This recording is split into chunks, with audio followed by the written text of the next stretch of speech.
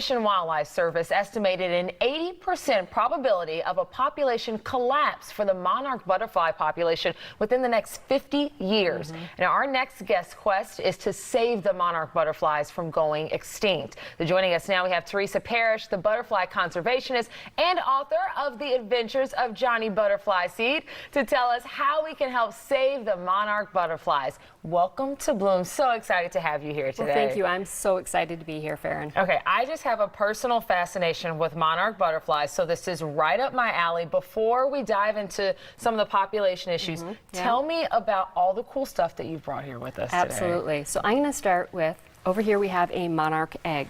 Okay. There's a itsy bitsy tiny egg. The monarchs lay the egg on milkweed.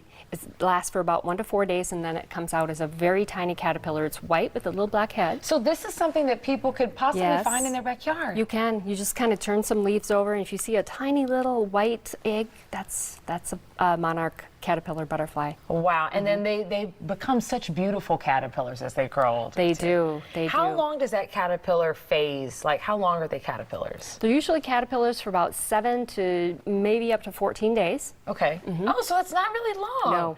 I don't know why I felt like it was a little bit longer time that they would be in the cat. And then you also have brought this with us. Right. So then after the caterpillar stage, they turn into a chrysalis.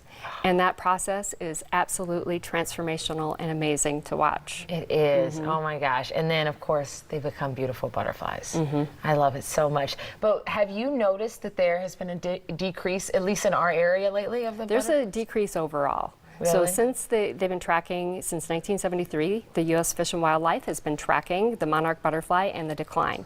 Now, there's several reasons why that's happening. Tell me why. One is, I'm just going to say, and this is like the motto of Johnny Butterfly Seed, is we are getting rid of milkweed all over the place because it's called a weed. So we take it out of our yards, we take it out of the roadsides, we eradicate it from fields, and there's no milkweed left. And if there are no milkweed, there are no monarchs. So this is part of the decline. Is that the only kind of plant that they normally gravitate to? The only one, and I can't make it more clear. Plant more milkweed. This is one of the most simple things anyone can do to help save the monarch butterfly. That's amazing. So are the things that maybe children can do? Like, I feel like this should be like a project around the house for the family. Like, you can get the kids to start planting milkweed, right? So I've worked with lots of families who have a little butterfly planting experience, so they'll plant their milkweed and they'll grow the milkweed, get the caterpillars, and end up releasing these monarch butterflies.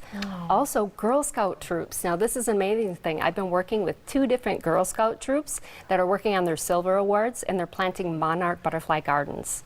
That is awesome. Yes. Where did your passion for monarch butterflies come from? I can hear the passion in your voice. How did that start? You know, I was a child of nature. So when I was a kid, the first thing I would do is just run outside and enjoy nature. But the monarch butterfly caught my eye when I was a very little girl, and it was my favorite butterfly.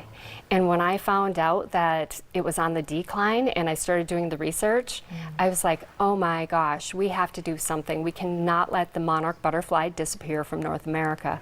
Wow. So, and I thought, well, who's the most important people? And that would be kids today, because they are our future decision makers. They are. So why not inspire and educate them now, so when they're at the right age and they are those decision makers, they already have a passion for saving the monarch butterfly.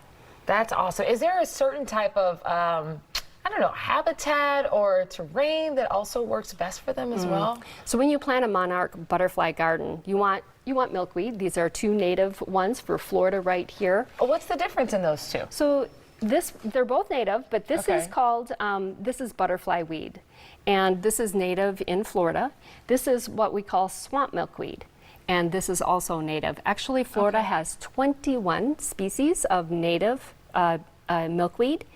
And right in your county, Hillsborough County, there's like 11. So you have all sorts of choices. So when you're planting your monarch garden, what you want to do is choose 2 or 3 native species, put in nectar plants so you have lots of beautiful flowers to go with it, and then have some larger plants that act as shelters. So if the caterpillar crawls off the milkweed, it can go somewhere a little bit more dense and form that chrysalis, and be safe from birds or lizards or whatever happened to be a predator. Oh yeah, I didn't even think about that, because the milkweed is one thing, but then having somewhere safe for the chrysalis is a separate issue too. Okay, good to know. And so What do we, for our caterpillar friends that we have here, how much longer until they will go into their next phase? Now, they are in what we call the fourth instar. So they go through metamorphosis, like 5 total for a caterpillar. The 5th one being is when they turn into a chrysalis.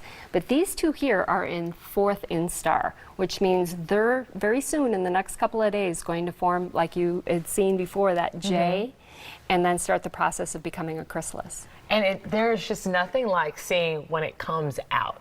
Oh, and yeah. it releases its wings for the first time. Isn't it beautiful? It's absolutely beautiful. What could you compare that to? I'm trying to think of something that's just as majestic as that, like, sight. Wow. Yeah, Yeah, it's I'm nice. not really sure. I mean, I look at that and it always reminds me that, you know, miracles, small miracles are happening every single day if we're paying attention. And watching that caterpillar go into a chrysalis and then come out as a butterfly is absolutely a miracle to watch. That's a good way to put it. All right, thank you so much for being here today. I really appreciate it. I Well, thank love you. your love for the monarch butterflies. All right, and also, if you want more information, you can find out so much more. We'll have it online for you at WFLA.com/bloom.